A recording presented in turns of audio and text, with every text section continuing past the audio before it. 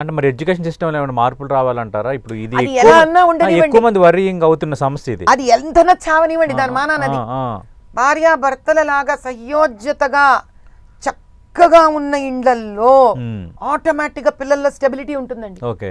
ఎందుకంటే వాళ్ళు అమ్మని నాన్నని చూడట్లేదు, కేవలం భార్యాభర్త హిందూ ధర్మం అనే మ్యారేజ్ ఇన్స్టిట్యూషన్ అబ్జర్వ్ చేస్తూ పెరుగుతున్నారు వాళ్ళు. ఓకే. You understand? భార్య భర్త వాళ్ళిద్దరి మధ్యలో పెళ్లి, ఆ పెళ్లి మధ్యలో ఉన్న హిందుత్వం అనే ఒక ఇన్స్టిట్యూషన్ ని చూసి పెరుగుతున్నారు వాళ్ళు. వాళ్ళ ఇంటికి వచ్చిన తర్వాత అమ్మ ప్రేమగా ఉంటుంది, కానీ 3 పిల్లలు కొట్లాడుకుంటారు, అబ్బా ఎందుకు ఇంటికి వచ్చాను రంతే కూడా. అవును. నాన్న బాగున్నాడు, అమ్మ నాన్న మధ్యలో కొట్లాట, అబ్బా ఎందుకు వచ్చాను రా ఇంటికి నేను. వీటి వల్ల ఏమవుతోంది అని అంటే వాడు ఆ ఇంటి నుంచి పరారైపోతున్నాడు. అమ్మాయినా అబ్బాయినా, ఎక్కడైనా అమ్మాయి అబ్బాయో మళ్ళీ జెండర్ నాన్న చంపకండి, చైల్డ్ రైట్, పిల్లలు ఆ వాతావరణం నుంచి పరిగెత్తి వెళ్ళిపోతున్నారు. మగ పిల్లలు, ఆడపిల్లలు ఏం చూస్తున్నారు, ఓహో అమ్మకి ఇక్కడ స్థానం లేదు, స్త్రీకి స్థానం లేదు, భార్యకి స్థానం లేదు, ఇది అబ్జర్వ్ చేస్తూ ఆడపిల్లలు పెరుగుతున్నారు. ఈ పాడుదానికి నేను ఎందుకు ఫాలో అవ్వాలి సనాతన ధర్మం? ఎవరి కోసం? లేకపోతే నా బతికింతే. సో తల్లిదండ్రులు ఏమనుకుంటున్నారంటే చాలా కాస్ట్లీ ఫీజులు ఇచ్చేసి ఇంటర్నేషనల్ స్కూళ్ళల్లో వేసేస్తున్నాము, లేకపోతే వీళ్ళకి స్వేచ్ఛ ఇస్తున్నామో, మొబైల్ ఫోన్ ఇస్తున్నామో, బండ్లు ఇస్తున్నాము అనుకుంటున్నారు. కానీ వాళ్ళు విసిగిపోయిన మానసిక స్థితికి వస్తున్నామని తెలుసుకోవట్లేదు. So if you want the system to improve and the children to be brought up drug free, నేను అందే చెప్తున్నాను, social media free, drug free వీళ్ళు అవ్వాలి అని అంటే అవి అట్రాక్ట్ చేస్తున్న అశాంతిపూర్వకమైన వాతావరణం ముందు ఇంట్లో ఉండకూడదు.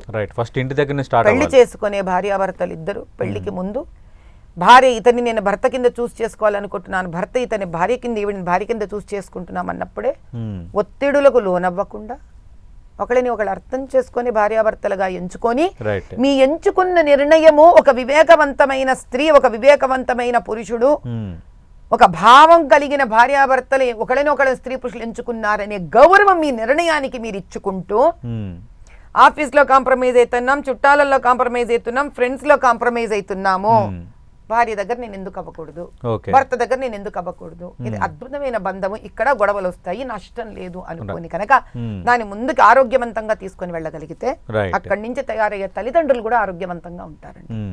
కానీ అంటే తల్లిదండ్రులు ఆరోగ్యంగా ఉన్న, అన్యోన్యంగా ఉన్న, మీరు అన్నట్టుగా చాలా మంది ఉన్నారు, చాలా మంది ఉన్నారు. పిల్లలు ఎవరైతే అన్సక్సెస్ఫుల్ అయ్యారో వాళ్లకు బేసిక్ స్టెబిలిటీ ఇష్యూస్, ప్రాబ్లమ్స్ ఇండ్ల నుంచే రావడం ప్రప్రథమం. ఎందుకంటే ఒక మంచి తల్లిదండ్రులు అర్థం ఏంటి, గ్రౌండ్ వర్క్ చేశారు గట్టిగా ఈ విషయం. ఒక చక్కటి తల్లిదండ్రులు అంటే అర్థం ఏంటి, పిల్లలు ఇంటికి ఒక సమస్య తీసుకొస్తారు, అబ్బాయి నువ్వు చెప్పేది కరెక్ట్ కాదు అన్ని అనడం, నెక్స్ట్ డే వాడికి ఒక పెద్ద record books, costly record books కొనడం, ఇది కాదు పేరెంటింగ్ అంటే.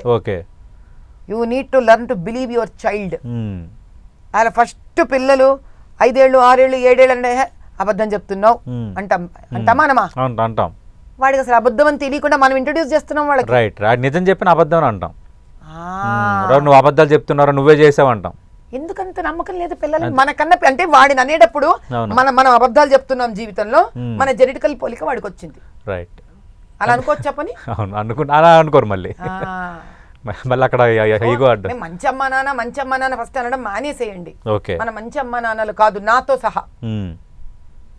సహా తల్లి తండ్రి అవ్వడం అంటే మహాయజ్ఞం అండి. అది అదంత ఈజీ కాదు, అది ఎన్నో పరీక్షలను పెడుతుంది. అందుకే శంకరాచార్యులు అన్నారు, ఒక సన్యాసి కన్నా ఒక బ్రహ్మచారి కన్నా సంసారి చాలా గొప్పవాడు.